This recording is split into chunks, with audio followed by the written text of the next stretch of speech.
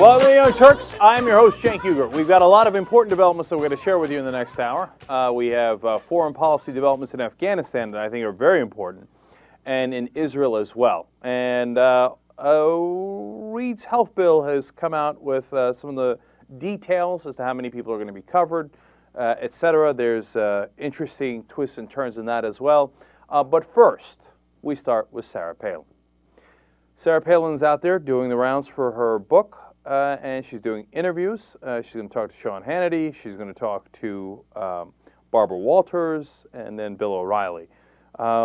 Let's start with Barbara Walters, because I am and continue to be shocked at her lack of knowledge.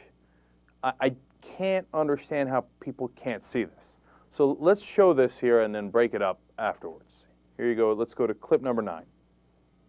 Now let's talk about some issues. The Middle East. The Obama administration does not want Israel to build any more settlements on what they consider Palestinian territory. What is your view on this? I disagree with the Obama administration on that. I believe that the Jewish settlements should be allowed to be expanded upon, because that population of Israel is going to grow. More and more Jewish people will be flocking to Israel in the days and weeks and months ahead. And I don't think that the Obama administration has any right to tell Israel that the Jewish settlements cannot expand. Even if it's Palestinian areas? I believe that the Jewish settlement should be allowed to expand. What should the U.S. goal in Afghanistan be? To listen to McChrystal, to listen to the appointee that President Obama asked for the advice from. McChrystal gave the president the advice and said, we need essentially a surge strategy in Afghanistan so that we can win in Afghanistan. That means more resources, more troops there. It frustrates me and frightens me and many Americans that President Obama is dithering around with the decision in Afghanistan. With what goal? What should be our ultimate goal? Afghanistan, the people there, the government there, should be able to take over and to have a more peaceful existence there for the people who live there without American interference, if you will. Unemployment in the United States is now more than 10%, the highest level since 1983.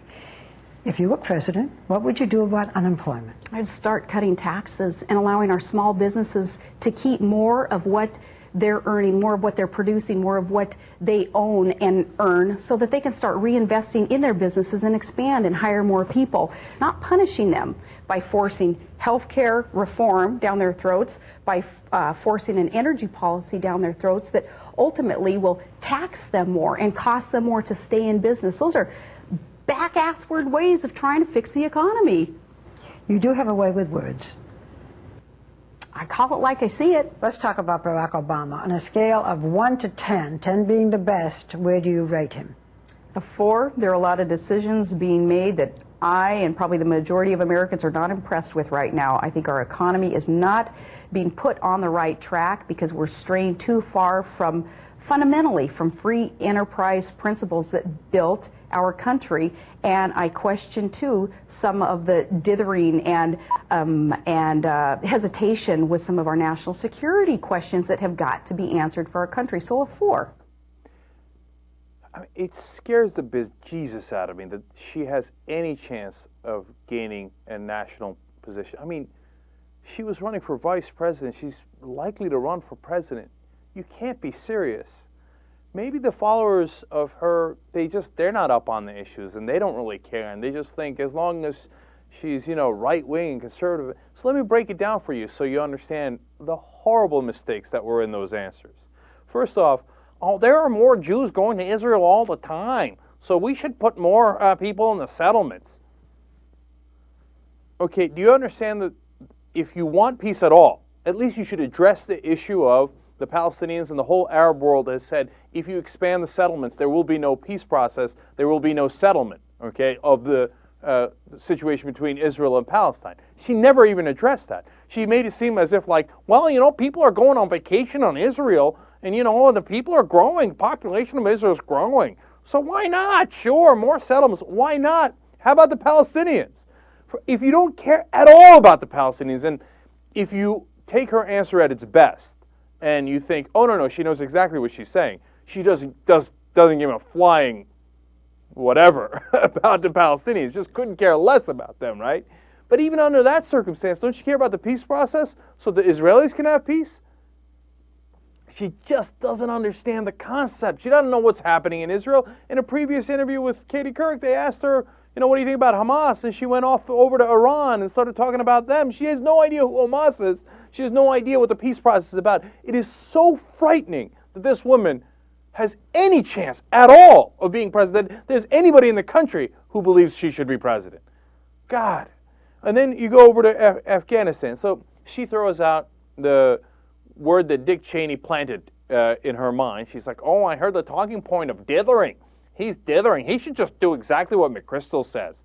Yeah, that's really great. If you're the president, just follow whatever your general says and don't put any thought into, hey, should we have a non-military component? Even if we win militarily, what do we win? What is our ultimate objective? And Barbara Walters' very smart follow-up question says, what is the point in Afghanistan? What do you want to accomplish?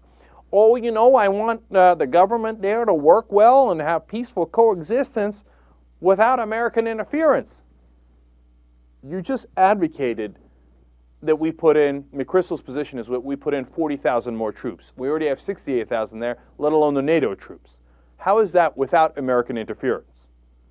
What is your objective? Like, how is putting in the 40,000 extra troops going to get you to your objective in Afghanistan? She can't put thoughts together. She's just spewing talking points in random order. How is that not clear to you? I can't believe anybody in the country supports her. 1,500 people showed up today in Grand Rapids for a book signing. You're all excited, like, oh yeah, Sarah. All right, then she goes to domestic things. Oh, I know what I would do, and this is a big surprise. I'd cut taxes. It's the only talking point they have on the domestic side. And, her little mind can't understand anything other than cutting taxes, so she says, but Bush cut taxes. And that's what got us into this mess. He cut it, and he cut it, and he cut it until the economy collapsed. Now, it's a complicated question, and the economy didn't collapse just because of the tax cutting, but it certainly didn't help, and it certainly didn't help our revenue, and it certainly didn't help our deficit. And Bruce Bartlett, former Reagan and George H.W. Bush advisor, had an excellent column where he explained that the deficit has gotten larger and larger because of the tax cuts. It's super obvious. And then, of course, in other instances, she's blamed the large deficits on Obama, and her answer is to make them larger through larger tax cuts. And then her, great statesman-like back-ass words. Look, Sarah, every single one of your answers was back-ass words in your lingo. I believe that's what she said. Look, I don't mind people using profanity. I'm down. Yeah, the people, I use it. Right. But you got to know what you're talking about. And you can't use words like that if the rest of your statement made no goddamn sense at all. See? Look, there I did it. Oh, frightening, man. Absolutely frightening. You can't begin to think about voting for this lady. She doesn't know what she's doing. All right, now we go to another clip.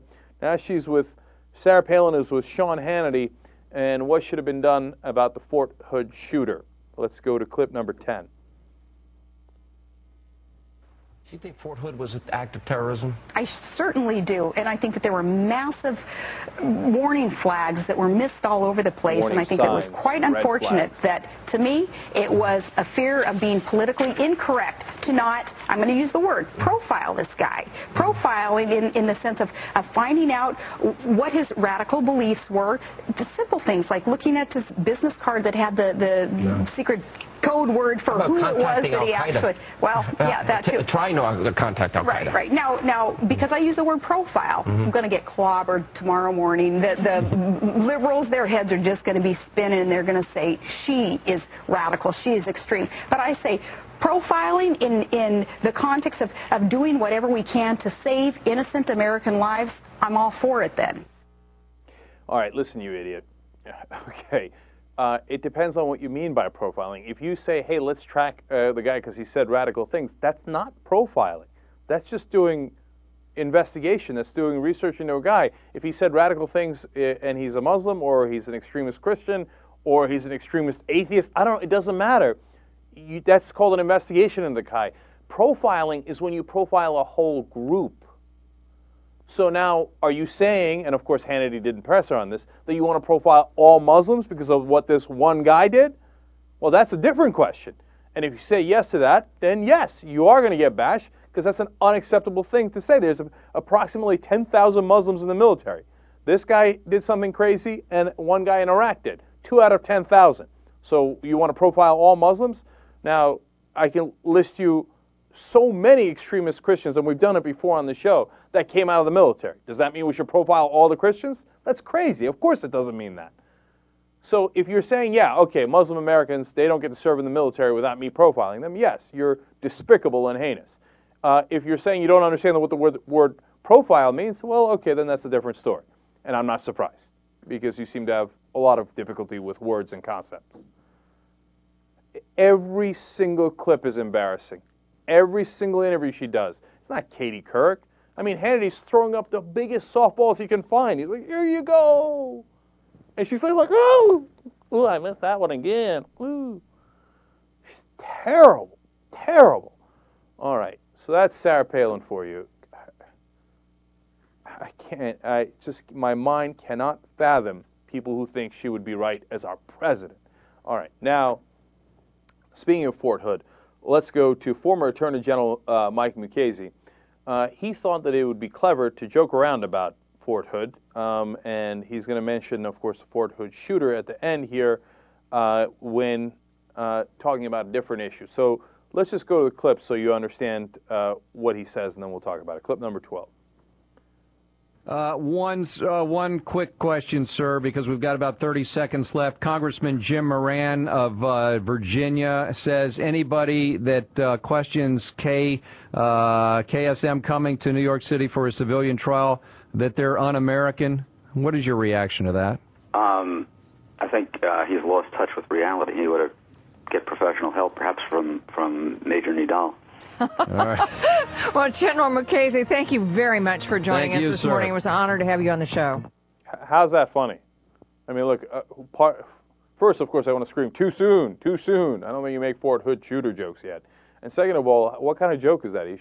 That the congressman should get professional help from Major Nidal, the guy who killed all those people in Fort Hood? I mean, I get it. He was a therapist, okay? But it's not, it's not funny, man. And it's really, really stupid.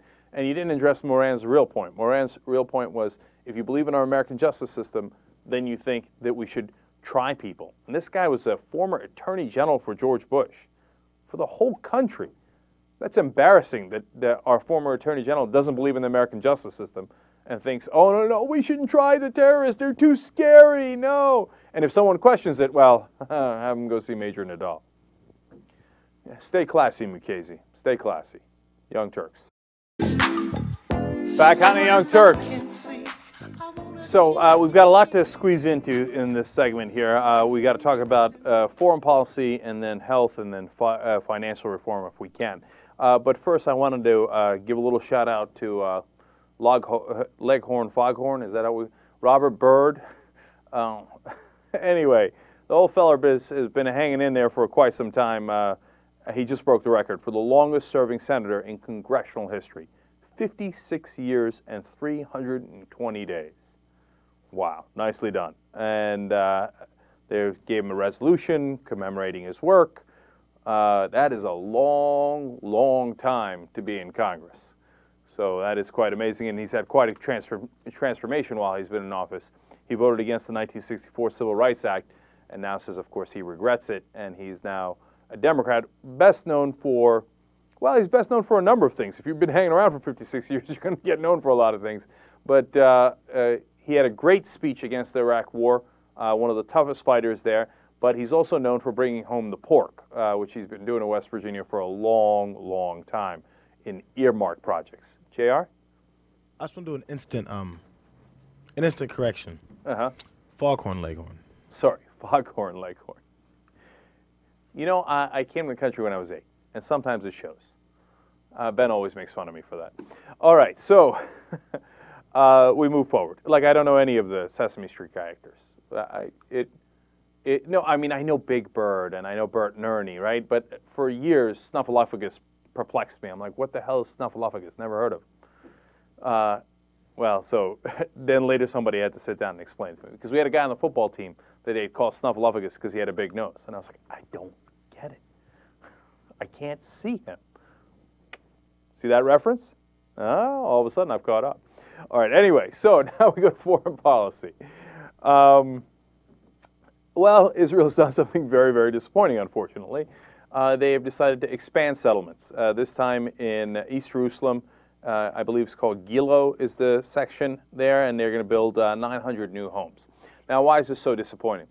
In the beginning, when Netanyahu came in, Obama made it very, very clear, so did Hillary Clinton, very tough language saying, hey, you know what, no more expansion of the settlements in the West Bank, and not even of the current ones that are there. Zero tolerance, we're not going to have it. And I thought, wow, that's really strong. And I was very impressed by that kind of strong language because we hope that that'll lead to a constructive peace process. Well, Netanyahu said, no, I'm going to continue to do expansion settlement. And so then they came to loggerheads, and Netanyahu won. He did the expansion in the West Bank, and guess what happened? We backed down. And that was very disappointing, and Hillary Clinton came out and said, well, you know what? We understand that they had to do those expansions, even though earlier we had said that it was totally unacceptable. But Netanyahu has promised no more expansions after this one is done, so let's just call it even and move on.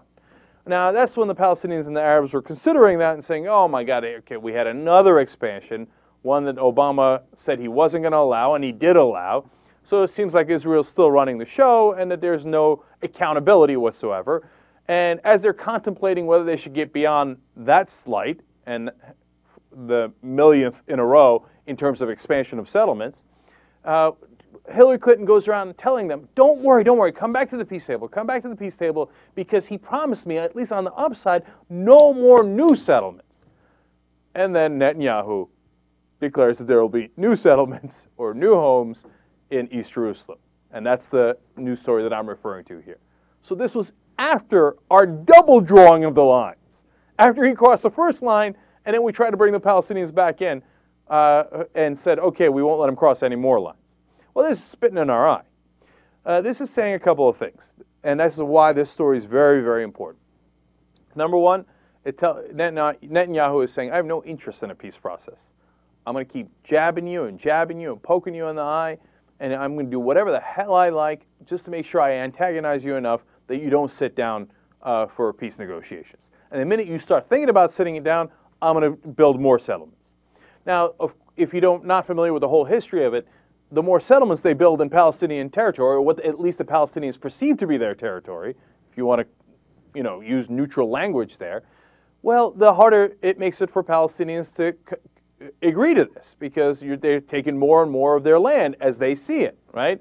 So that's why it's killing the process.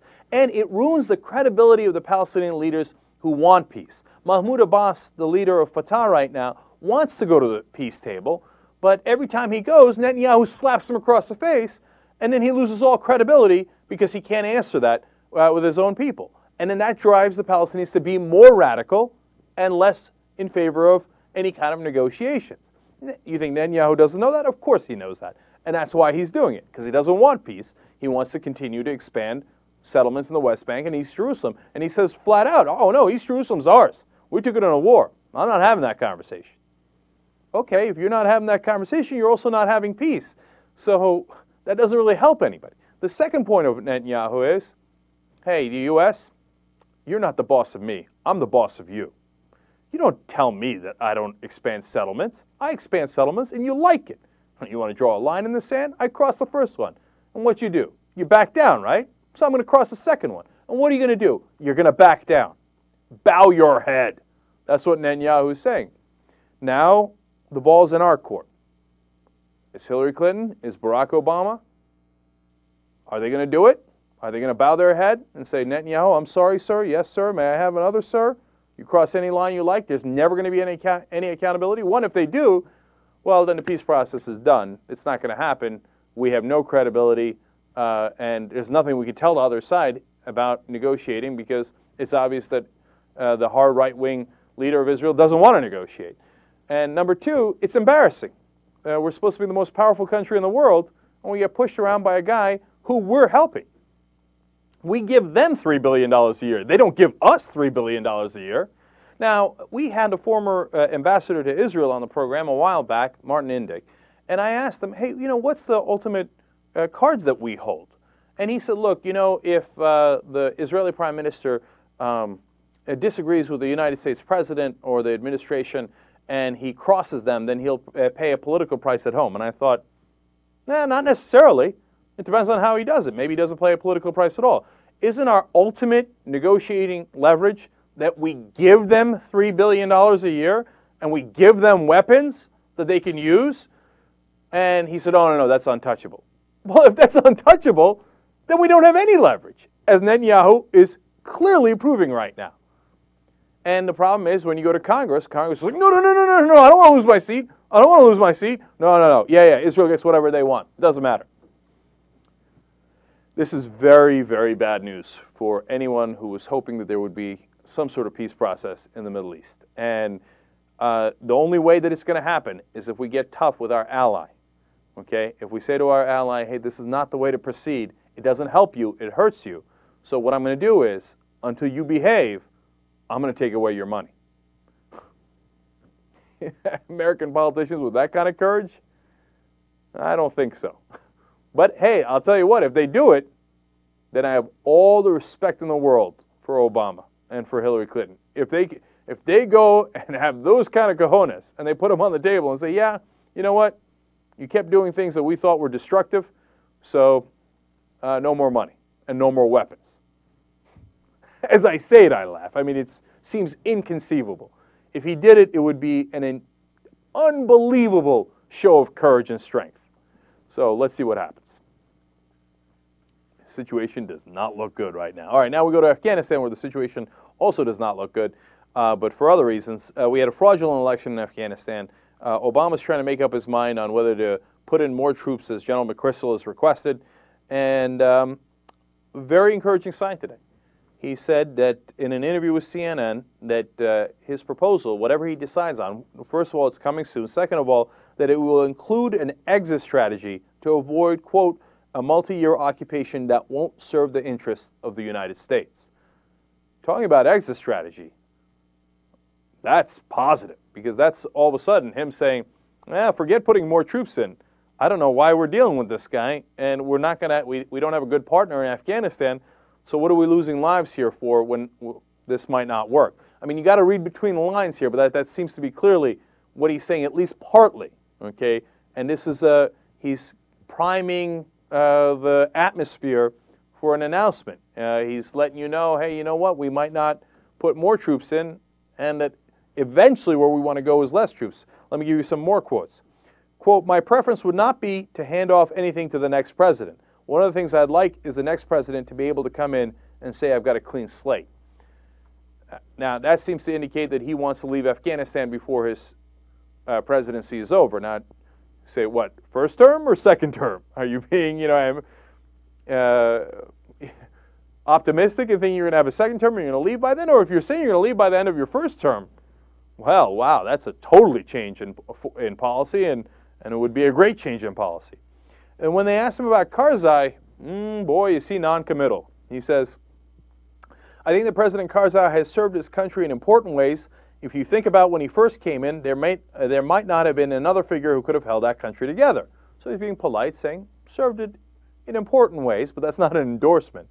Then he continues, he has some strengths, but he's got some weaknesses. And I'm less concerned about any individual than I am with the government as a whole that is having difficulty providing basic services to its people in a way that confers legitimacy on them. So he's questioning the Karzai government's legitimacy, saying that they do not have popular support, that they have some serious weaknesses.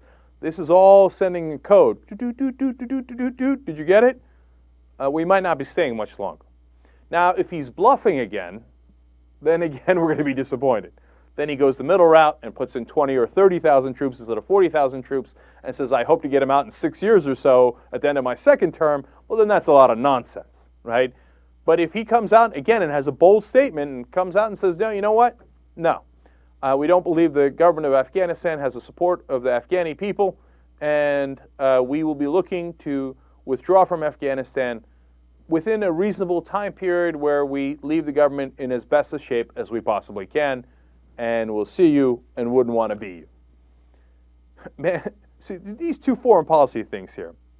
We talked a lot about healthcare and how that might be determinative, and whether he fights for the public option or not, of how strong he's going to be and how much change he's going to push for as president on the domestic policy side. This issue of Israel and Afghanistan, well, it's going to show you how strong he is and how much change he's going to push for in foreign policy.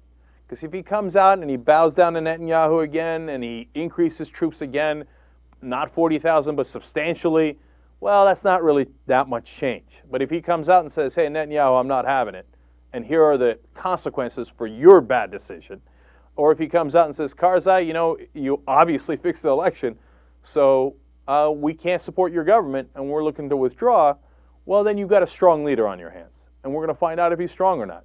And I'll be honest with you. I'm nervous. Okay? I don't know which way he's going to go. I really don't.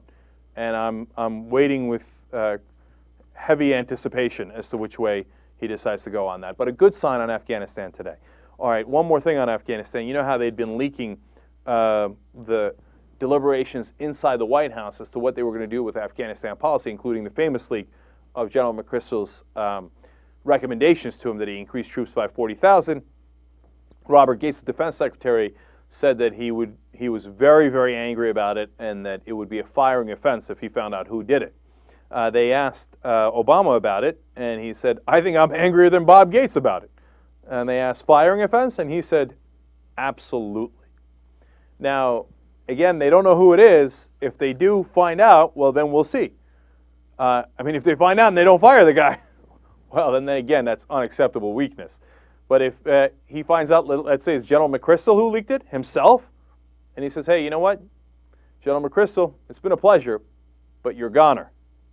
Okay, well, then we got a strong president. We'll see if he can be that strong. Speaking of strong generals, one last story for you from Afghanistan. General Wesley Clark has come out and said, we got to go. That Afghanistan does not have a credible government and that we need to have an exit strategy because we can't have American troops getting killed for something that doesn't make sense. And, of course, he's not alone. New poll, 52% of Americans saying that we should leave Afghanistan, that the war is no longer worth fighting there. But 55% saying that they have trust in Obama, that he's going to make the right decision. So that's at least a little positive. Let's hope they're right in having that trust in him. All right, now let me give you healthcare a little bit here. Harry Reid has come out with a bill that, according to estimates, is going to cover 31 million uninsured Americans. That is not all the Americans that are uninsured, but it's a healthy percentage. So, as Bush used to say, we're making progress. So that's a positive. And then the cost of the overall bill over a decade is $849 billion. That's lower than the $900 billion that Obama had requested. So that's a positive. The estimates for how much we're going to spend have come in lower. Now, I don't want anybody thinking that we're going to just give out $849 billion for health care. We're also getting money in. In fact, if you look at the House numbers, it costs about $1 trillion, but it makes $1.1 trillion up in taxes and savings in the bill. So according to the nonpartisan Congressional Budget Office, over 10 years, if we go with the House version, which quote-unquote spends more money, we actually have a higher deficit reduction of $110 billion. David Sirota has a fantastic article about this out today. And he explains, look, we're spending $630 billion a year in defense spending. And we don't get any of that back. There's no balancing out, nothing. That's an expenditure. So, but when they talk about defense spending, as Sirota points out, they talk about it on a yearly basis. They don't talk about it on a 10-year basis. When they talk about healthcare spending, they talk about it on a 10-year basis to make the numbers seem larger. So over 10 years, the House bill is $1 trillion. Yeah, but over 10 years, defense spending is $6.3 trillion, 6 times larger. And the healthcare bill actually brings the money back so that over 10 years, you're actually making about, I guess it would be $100 billion a year. Is that right? That's a lot of money we're saving. That's nearly $1 trillion that we're saving. Now, if those numbers are right, okay, and the savings might not come out as we expect, the Congressional Budget Office numbers might be incorrect, okay, but overall, if you compare it to defense, we're in a lot better shape. Now, why compare it to defense? Because all the conservatives and people like Joe Lieberman come out and say, oh, no, I don't want to do the health care bill because it costs too much money. First, it's not true. It saves money. Second of all, well, if you don't want to do health care because you're so concerned about the budget, well, why don't you trim defense spending, which they would never do in a million years? Why don't you vote for stop wasting our money on Afghanistan and Iraq? How about that, Joe Lieberman? No, when it comes to wasting our money there, you love it. You can't wait to spend more money. But when it comes to doing health care, oh, no, we're out of money. No, I'm concerned about the deficit. It's a matter of conscience. It's a lie. And I think Sirota did a great job of pointing that out. All right, now, one last Harry Reid thing here. He came out and made a strong statement about this. And you know how Harry is.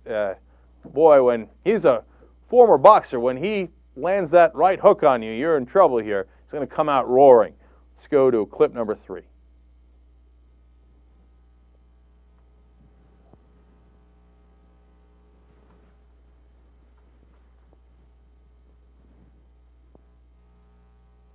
Yeah, we got an issue in America. No volume on that for some reason. We had the volume earlier. Basically, here's what he said throughout. No, he didn't. He's like, we're going to really take the fight to them. And I was like, Harry, just please, I love you, but speak up. I mean, you're doing the right thing in this case. We're going to try it one more time? All right, let's go ahead. We're all eager to hear the final word from CBO. But I'm confident we'll be introducing in the next little while a bill that cuts costs, stops insurance company abuses, and provides affordable choices for all Americans. Opponents of reform and their defenders, I think, can see the handwriting on the wall. America is serious about reforming health care. For the first time since Harry Truman, we're going to be able to do that. As to be expected, these defenders of the status quo have mounted a fierce effort to misrepresent reform efforts. Special interest groups who profit from the status quo are determined to keep things the way they are. And what's worse is Senate Republicans are lining up against the health care needs of the American people to protect insurance companies. They're opposed to even having a debate in the Senate, robbing the American people of historic opportunity. Based on the talk in the caucus today, our purpose and resolve remain strong.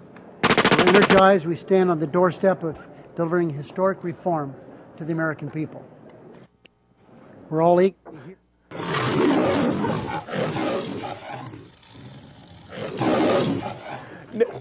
Yeah, theoretically, he was saying, hey, these health insurance companies, we're going to go get them. These Republicans, we're not going to stand for their filibuster.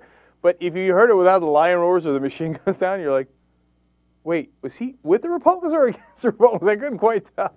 All right, no, he's doing the right thing. And as long as he does the right thing, he can speak any damn way he pleases. So God bless. Go forward, Harry Reid. Young Turks. Earlier in the program, we promised you financial reform talk. And I know you've been waiting on the edge of your seat for us, so here it comes. Joe Biden was on Jon Stewart's program, The Daily Show, and he talked about how people are mad, and the reason they're mad over these Wall Street bailouts is because it's, quote, socialism for the rich and capitalism for the poor. I think that's about exactly right, but he said they had to do it. Let me give you a quote. These guys are not the most likable guys in the world, referring to the bankers, but here are the facts. Had we not bailed out the largest bank institutions in the world, there would have been a flat depression, a flat-out depression. Now, this is something you hear from the administration and from many sources all the time. What they don't tell you is, how did we bail them out? Even if you accept that we should have bailed out the banks, should we not have attached conditions that when they make money, we make money, or we get paid back? Right now, the 4 largest investment banks are going to break their record in 2009 for the most amount of money that they have ever made. More than in 07, more than in 06, which was at their height. Now, why are they making the most amount of money they've ever made, while we still have over 10% unemployment and we're still in a recession. Because we gave them the money with no strings attached.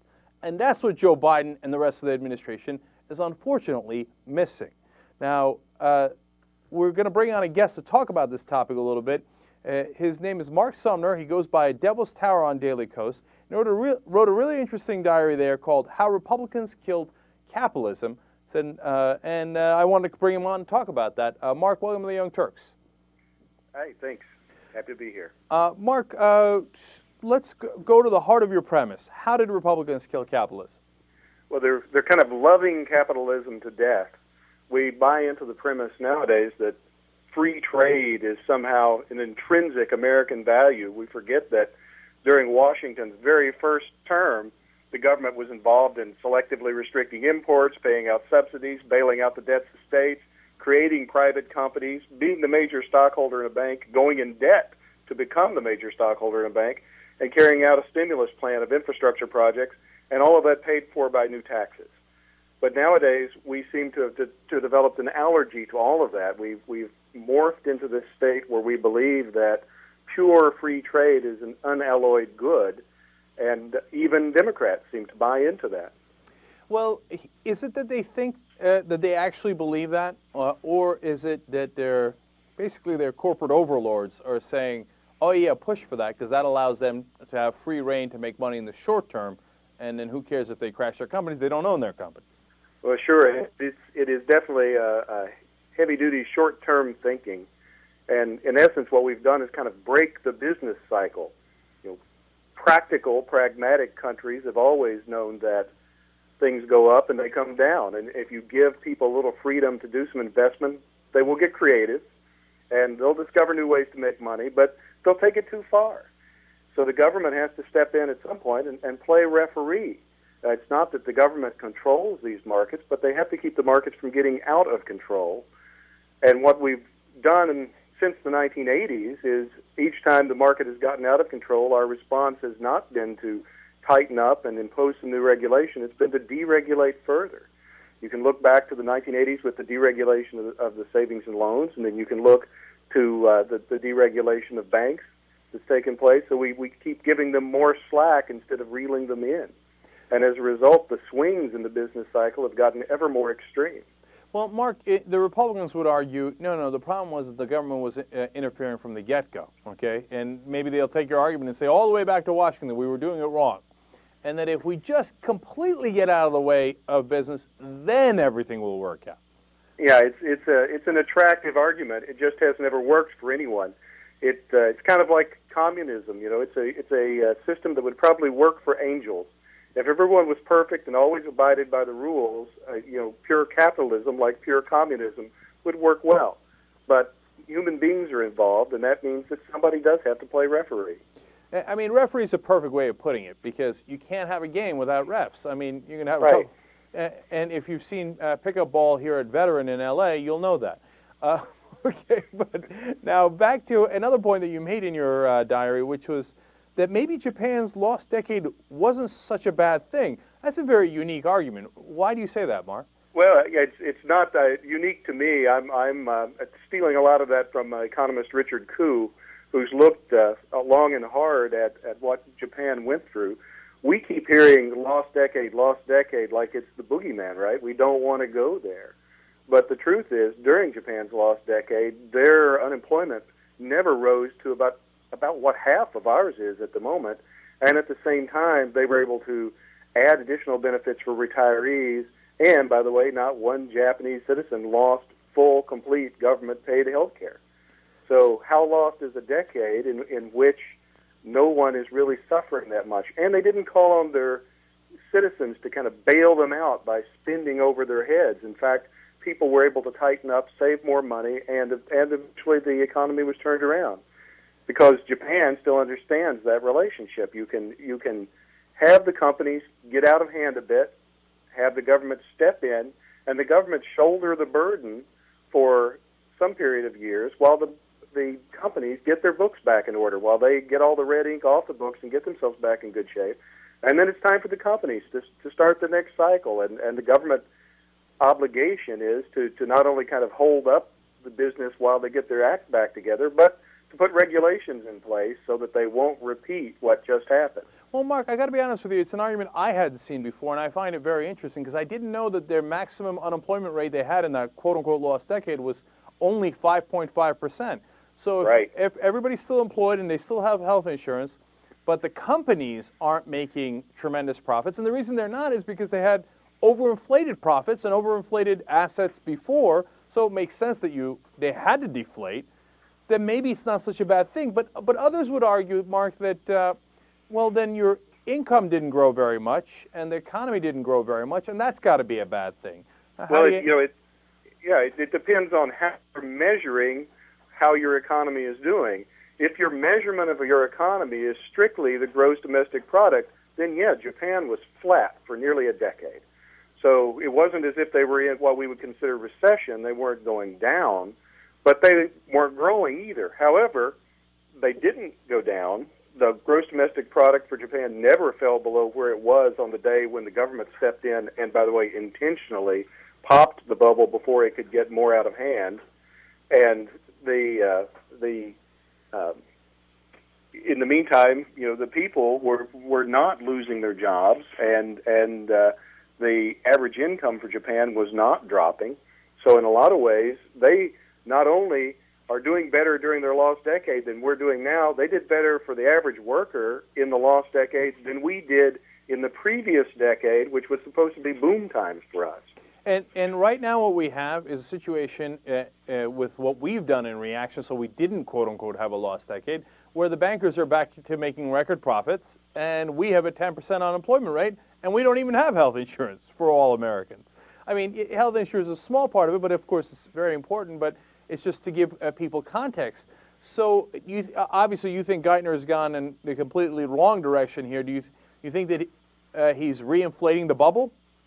Well, I think that it's our obligation, not just a good idea, but the obligation to step in at this point and to regulate the kind of creative financial instrument that was created over the last decade.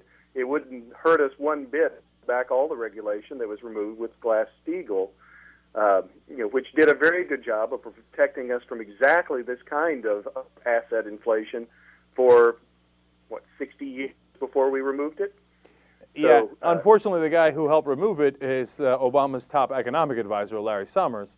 So that doesn't bode well. Real quick, before we run out of time, Mark, and we're talking to Mark Sumner. He writes his Devil's Tower on Daily Kos, and he wrote the piece, How Republicans Killed Capitalism.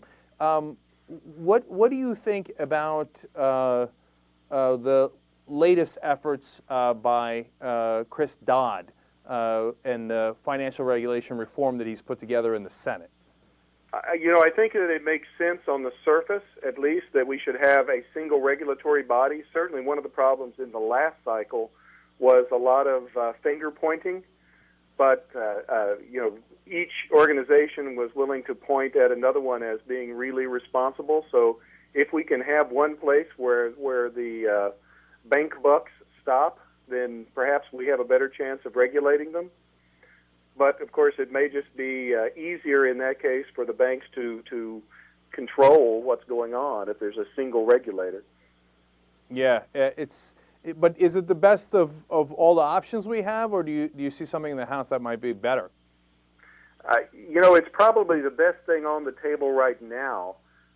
Certainly there have been people that have proposed bringing back Glass-Steagall and making some really strict regulatory changes, but I don't think any of those at the moment have the kind of momentum or the attention, at least, that Dodd's proposal does. All right. Mark Sumner writes his Devil's Tower on Daily Kos. Thank you so much for joining us, Mark. We really appreciate it. Thank you.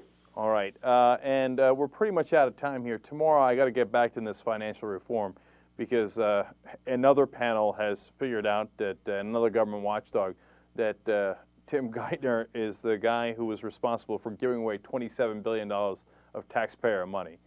I don't know what we're going to do with this guy, man. All right. Let's hope Obama gets it straightened out. Young Turks.